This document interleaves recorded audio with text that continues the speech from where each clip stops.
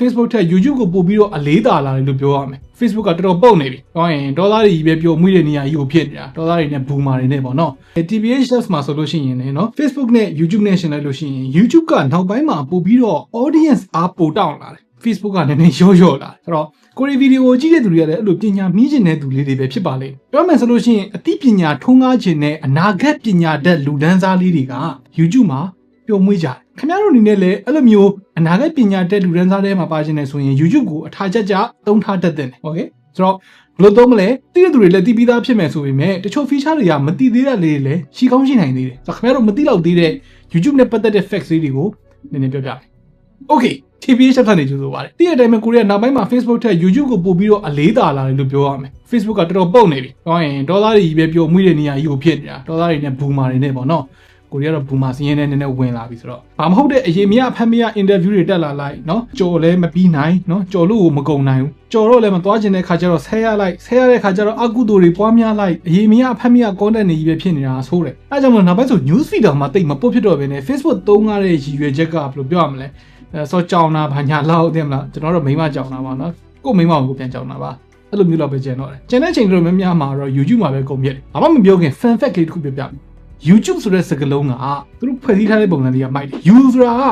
ကခင်ဗျားတို့ကျွန်တော်တို့ပေါ့သုံးဆက်သူတွေပေါ့ YouTube ဆိုတာကကြတော့ကိုရီဟိုးရင်တုန်းကသုံးခဲ့တဲ့ CRT monitor တွေမှာသုံးခဲ့တဲ့နည်းပညာဖြစ်တဲ့ကတ်တုတ် ray tube ထဲက tube ဆိုတဲ့စလုံးကိုယူသုံးထားတာဆိုလိုတာကကိုရီတင်တဲ့ဗီဒီယိုတွေကိုအဲ့ဒီ tube နည်းပညာနဲ့လုပ်ထားတဲ့ TV တွေ monitor တွေမှာကြည့်လို့ရအောင်လုပ်ထားတာပေါ့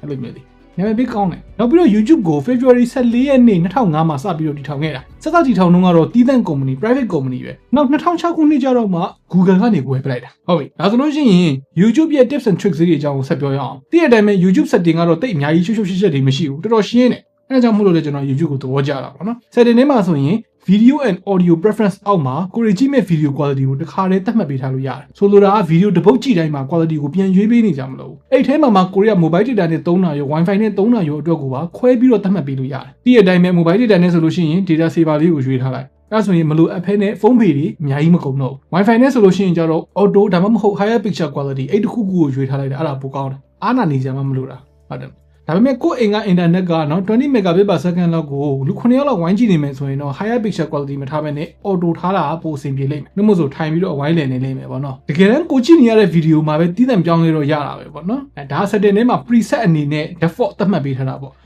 အဲ့လိုမှမဟုတ် video တစ်ခုကြည့်တိုင်းမှာ setting တစ်ခါပြောင်းလို့လည်းရပါတယ်။ဒါတော့ range လုပ်တတ်တာပဲဒီနော်။နောက်တစ်ခုကိုဖွင့်ထားတဲ့ video တစ်ခုကပြီးသွားတာနဲ့နောက်တစ်ပုတ်ကိုမကူးဘဲနဲ့ရက်သွားတာမျိုးရှိတယ်။ကိုကဆက်ကူးသွားစေချင်တာ။ तू ကဆက်မသွားဘူးဖြစ်နေတယ်ပေါ့။အဲ့လိုမျိုးဆက်သွားစေချင်လို့ရှိရင်ကိုရီးယား playback ထဲမှာ auto play next video ဆိုတာလေးကို on ပေးထားရင်ရတယ်။နောက်ပြီးတော့ရစ်ကြော်တဲ့အခါမှာလည်းငကို10စက္ကန့်ကနေပြီးတော့ကိုကြိုက်တဲ့လောက်ထားလို့ရတဲ့ skip forward and back ဆိုတာလည်းပါတယ်။အဲ့မှာကိုကြိုက်တဲ့လောက်ကြော်တစ်ခါကြော်ရင်60စက္ကန့်လောက်ထိထားလို့ရတယ်။ဒါပေမဲ့ဘယ်သူမှတော့တစ်ခါကြော်10မိနစ်တော့မကြော်တော့လောက်ဘူးထင်တာပဲ။နောက်ပြီးတော့ YouTube မှာ offline download လည်းလုပ်ထားလို့ရတယ်။အဲ့ဒါသိတယ်မလား။တချို့မသိသေးတဲ့သူတွေလည်းရှိအောင်မယ်လို့ထင်တယ်။ကိုကြည့်တဲ့ video တွေရဲ့အောက်မှာ download ဆိုတာလေးရှိတယ်။အဲ့ဒါလေးကိုနှိပ်လိုက်ဗီဒီယိုက line ဖွင့်စရာမလိုဘဲနဲ့ offline နဲ့လည်းကြည့်လို့ရသွားမယ်။နောက်ပြီးတော့ download လုပ်မဲ့ quality ကိုလည်း offline နဲ့က download quality ထဲမှာရွေးထားလိုက်လို့ရတယ်။ကိုရီးယားတော့ SH တိုင်းပဲထားလိုက်တယ်။အဲ့ဒါဆိုရင်ကို download လုပ်တိုင်းမှာဘယ် quality နဲ့ down ကျင်တာလဲဆိုတာကိုရွေးလို့ရသွားတာပေါ့နော်။အခုသိထားမှာတချို့ channel တွေက download လုပ်ခွင့်မပေးထားတာမျိုးတွေရှိတယ်။ဒီအတိုင်းပဲ download လုပ်ပြီးကြည့်လို့ရှိရင်သူတို့ရဲ့ video တွေက view ပဲတက်တော့မလဲ။ဆိုတော့အဲ့လို channel တွေမှာဆိုလို့ရှိရင် download button ကိုရှာတွေ့မှာမဟုတ်ဘူး။ပြီးတော့ premium download ဆိုတဲ့ feature လေးတွေရှိသေးတယ်။ဒီ feature ကပြောရရင်ကိုရီအကြည့်များတဲ့ content နဲ့ relatable ဖြစ်တဲ့ content တွေပြောရရင်ကိုရီကြည့်ချင်လောက်မဲ့ content တွေကိုပဲ auto download ဆွဲပေးထားတာကိုယ့်ဘာသာကိုတစ်ခုချင်းစီ download လုပ်ကြမလို့ဘယ်လိုနေရာမျိုးမှာအသုံးဝင်လဲဆိုရင်ဥပမာကျွန်တော်လေရင်ပေါ်တက်တော့မယ်ပေါ့နော် internet သုံးလို့မရတဲ့နေရာမျိုးရောက်တော့မယ် YouTube ကြည့်ချင်တယ်ဆိုလို့ရှိရင်ဒါလေးကတော်တော်အဆင်ပြေတယ်ကိုရီခီးသွားတော့မယ်ဆိုလို့ရှိရင်အဲ့ဒါယူတစ်ခုချင်းစီလိုက်မ down နေနိုင်ဘူးလေသူ auto down ပေးထားတာဆိုတော့မသိရင်လေရင်ပေါ်မှာ internet သုံးနေရတဲ့အတိုင်းပဲမိုက်တယ်တော့မိုက်တယ်ဆိုပေမဲ့သူ premium feature ဖြစ်နေတာလေးတစ်ခုပဲဆိုတော့ premium ဝယ်ထားရင်သုံးလို့ရမှာမဟုတ်နောက်တစ်ချက်ကကိုရီ download လုပ်ထားတဲ့ video တွေကို YouTube app ထဲမှာပဲကြည့်လို့ရမှာ Instagram က video တွေလိုမျိုးပေါ့နော်တချို့ third party app တွေဥပမာ MX Player တို့ VLC တို့အဲ့လိုမျိုး app တွေကနေပြီးတော့တစ်ဆင့်တော့ကြည့်လို့ရမှာမဟုတ်ဒါလေးတော့တည်ထားရပြီးတော့ upload quality ကိုလည်းဒီတိုင်းပဲရွေးထားလို့ရတယ်ဒါနဲ့ YouTube မှာပထမဆုံးတင်ခဲ့တဲ့ video ကိုခင်ဗျားတို့သိလားအဲ့ဒါအခုပြထားတဲ့ video ဒီ video ကလက်ရှိ view ပေါင်း349 သန်းနဲ့ like 16 သန်းရှိတဲ့ Me at the Zoo ဆိုတဲ့ video YouTube သမိုင်းမှာပထမဆုံး1 billion view ရခဲ့တဲ့ video ကတော့ကိုရီမြင်းကနဲ့ share down နဲ့စာရေးရဲ့ Gangnam Style အဲ့ဒီ music video ဟုတ်ကဲ့ ဒါပါ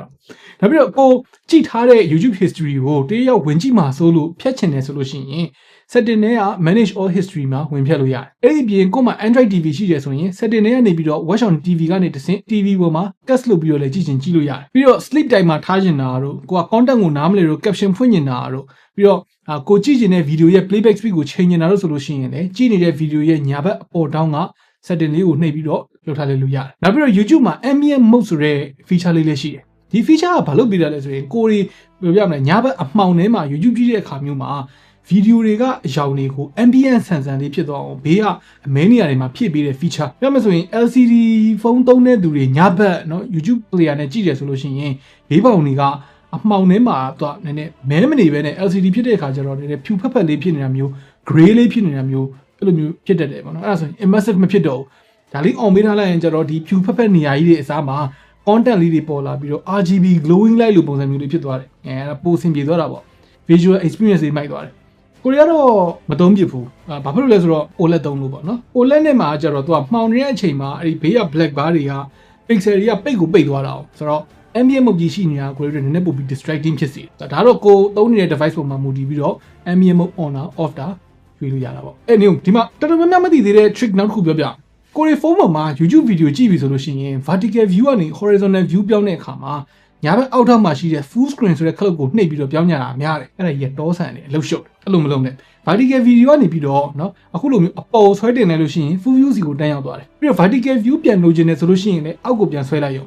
ဒါတချို့တော့သိရင်သိမှာပါမသိသေးတဲ့သူတွေကတော့ပုံများတယ်ပြီးတော့ PC နဲ့သုံးတဲ့သူတွေဆိုလို့ရှိရင်ကိုက YouTube မှာကြည့်နေတော့ awesome ဆိုတဲ့စာရိုက်လိုက်ရင် timeline လေးကမိတ်တုံလေးဖြစ်လာတာကိုတွေ့ရလိမ့်မယ်ကိုရီးယားကမလုပ်ဘူးအာယုံနောက်လို့ပြီးတော့ YouTube မှာကိုကြိုက်တဲ့ content တွေကို playlist လုပ်ထားလို့ရတယ်အဲ့လိုလုပ်ချင်လည်းလွယ်လွယ်လေးပဲအခုပြထားတဲ့နေရာလေးကိုဝင်အဲ့ဒီမှာ playlist ဆိုတဲ့ဟာလေးတွေ့လိမ့်မယ်အဲ့ဒီမှာ plus sign လေးကိုနှိပ်ပြီးတော့ title ကိုထားခြင်းတဲ့ဟာကိုထား visibility ဆိုတာကကျတော့ကိုအခုလုပ်ထားလိုက်တဲ့ playlist ကိုဘယ်သူတွေမြင်နိုင်မလဲဆိုတာကိုရွေးတဲ့နေရာပေါ့ကိုရီးယားတော့ private ပဲထားလိုက်တာများတယ်ပြီးတော့လည်း create လုပ်လိုက်ကြိုက်တဲ့ content တွေကို add video ကနေပြီးတော့ထည့်အဲ့ဆိုရတယ်ဒီနည်းနဲ့ကိုရီးယားစာတွေ lecture တွေစုထားခြင်းတာလားတခြင်းတွေစုထားခြင်းတာလားသူ့ကဲနဲ့သူထားလို့ရသွားတယ်ပေါ့နော်သူများကိုလည်း share လုပ်လို့ရတယ်ဆိုတော့ကိုကောင်မလေးပါညာနဲ့နောက်ထောင်ညင်နဲ့ romantic တခြင်းလေးတွေရွေးပြီးတော့ playlist တစ်ခုလုပ်ထားလို့လည်းရတယ်ဆိုတော့ရှင်းပြောပါတယ်နောက်ပြီးပြန်ကြည့်ခြင်းတဲ့အခါကျလို့ရှိရင်လည်းရှင်းတာပေါ့နော်ပြီးတော့တချို့အချိန်တွေမှာကိုစိတ်ဝင်စားတဲ့ဗီဒီယိုတစ်ခုက news feed မှာတက်လာတယ်ဒါပေမဲ့လက်တလောကြည့်ဖို့တော့ကလည်းအချိန်မရှိနေဘူးဆိုလို့ရှိရင်ကြတော့ watch later ဆိုတဲ့ထဲမှာလုပ်ထားလို့ရတယ်ကိုအားတော့မှပြန်ကြည့်လို့ရတာပေါ့ပြောမှဆို watch later က playlist လိုမျိုးပဲအလုပ်လုပ်တယ်ဗျာ predefined playlist ပေါ့ auto ပါပြီးသား playlist ပေါ့နောက် YouTube Premium ဝယ်ထားရင်ဘာတွေရမလဲအဲ့ဒါလေးကိုလည်းပြောပြချင်တယ်အဓိကတော့ background play ရပါမယ်ဗျာ YouTube Music မှာ Premium access ရမယ်ဗျာ S free ရတာတော့မြန်မာနိုင်ငံမှာတော့တိတ်မထူ VPN မခံနိုင်ရင်မြန်မာနိုင်ငံမှာ S တက်မှမတက်တာပြီးတော့တချို့ Android ဖုန်းတွေမှာ background playback ကို Premium ဝယ်ပဲနေတောင်သုံးလို့ရနေတာမျိုးတွေရှိတယ်ဥပမာ Xiaomi ပေါ့ဆိုတော့ general user တော်တော်များများအတွက်ကတော့မြန်မာနိုင်ငံမှာ Premium ဝယ်ရမလိုဘူးလို့ထင်တာပဲနောက်တစ်နည်းက Android ဖုန်းတွေမှာဆိုလို့ရှိရင် YouTube Vanced လိုမျိုးပေါ့နော် third party app တွေလည်းသုံးလို့ရတယ်တခုရှိတာ iOS မှာတော့မရဘူးဝမ်းနေစရ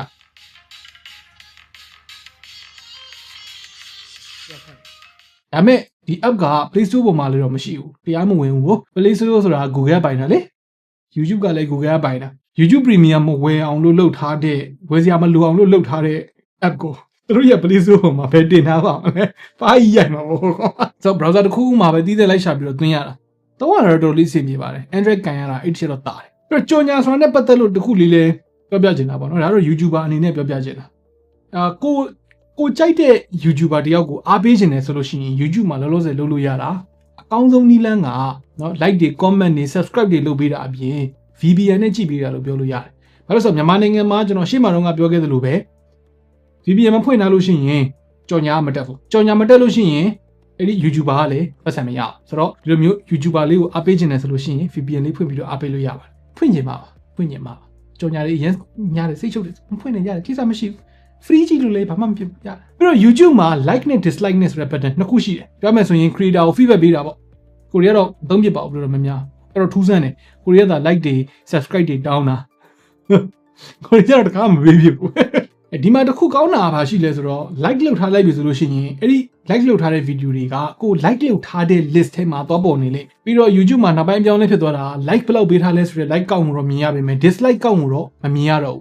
းဟိုရင်တော့မြင်ရတယ်2021နောက်ပိုင်းမှာဖြောက်လိုက်တာပြီးတော့ fun fact လေးတစ်ခုပြောပြမယ် YouTube ဆက်ပေါ်ချင်းတုန်းကဆိုလို့ရှိရင် သူကအဲ့လို like dislike နဲ့မဟုတ် star based rating system နဲ့1 to 5 star လို့ကိုကြိုက်တာကိုပေးလို့ရတယ်နောက်ပိုင်းမှာပို့ပြီးတော့ simplify လုပ်လိုက်တာပေါ့နော်အဓိကကဒီ dislike ကိုမပြရတဲ့အကြောင်းရင်းကဒီ dislike ကောက်ကိုကြည့်ပြီးတော့ audience က video ကိုမကြည့်တော့တာမျိုးပြီးတော့နောက်ပိုင်းတမင်ကြီးကို dislike ပေးတာမျိုးတွေရှိလာတယ်ပေါ့နော်ပြီးတော့ creator တွေဘက်ကနေကြည့်လို့ရှိရင်နစ်နာတယ်ပေါ့စိတ်ညစ်တယ်ပေါ့တချို့တွေဆိုလို့ရှိရင်ရှိတယ်အရင် dislike တွေများ dislike ဘုံကျဲခံရလို့ကို and alive လောက်သွားတာမျိုးတွေတောင်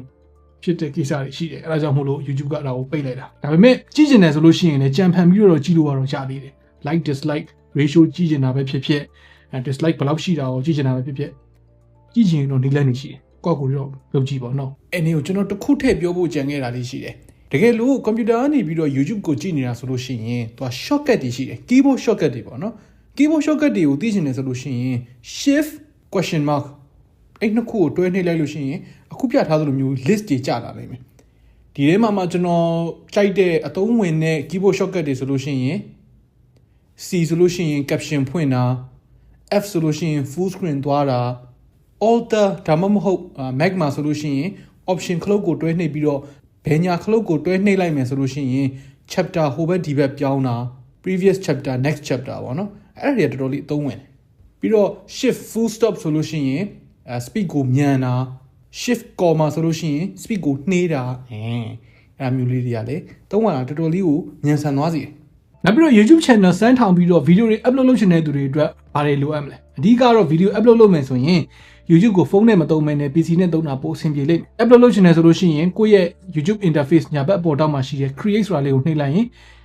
YouTube studio တွေကိုရောက်သွားမယ်ပေါ့နော်အဲ့ဒီမှာ content ဆိုတဲ့နေရာကိုနှိပ်လိုက်ဒါဆိုလို့ရှိရင်ဒီလိုပေါ်လာလိမ့်မယ်အဲ့ဒီထဲမှာကိုတင်ချင်တဲ့ video ကို upload လုပ် title description တွေထည့် thumbnail ထည့်တင်ရုံပဲအဲ့ဒီထဲမှာလည်း audience ကိုရွေးလို့ရမယ် privacy ကိုရွေးလို့ရမယ် tag တွေလည်းထည့်ချင်ထည့်လို့ရ upload လုပ်တာတော့လွယ်တယ်ဆိုပေမဲ့ကိုတင်လိုက်တဲ့ content က copyright မမိဖို့အတန်တွေမညှိဖို့အဲ့ဒါတွေတော့ဖြစ်ဖို့လိုတယ်ကျွန်တော်တို့သိရှင်းပြနေကြမလို့ပေါ့ဒါတွေကအခြေခံလောက်ဆိုတော့ detail လည်းမပြောတော့ဘူးစိုင်းနဲ့ကျွန်တော်သိသွားလိုက် okay ဒါတော့ဆိုလို့ရှိရင်တော့ YouTube သုံးပုံသုံးနည်းလေးကိုလူတော်ဆန်းဆန်းလေးသိသွားတော့ပြီလို့ထင်ပါတယ်ခင်ဗျားတို့ရော YouTube နဲ့ Facebook နဲ့မှာဘာလို့ပို့ပြီးတော့သုံးပြစ်လဲဘာကြောင့်ပို့သုံးပြစ်လဲအောက်က comment တွေမှာဝင်ရောက်ဆွေးနွေးညှင်းခုန်ပြီးတော့ Facebook ကလူတွေကို YouTube ပေါ်ရောက်လာအောင်အားပေးစကားလေးပြောလိုက်ကြပါဦး okay နောက်နေ့မှတွေ့တာပေါ့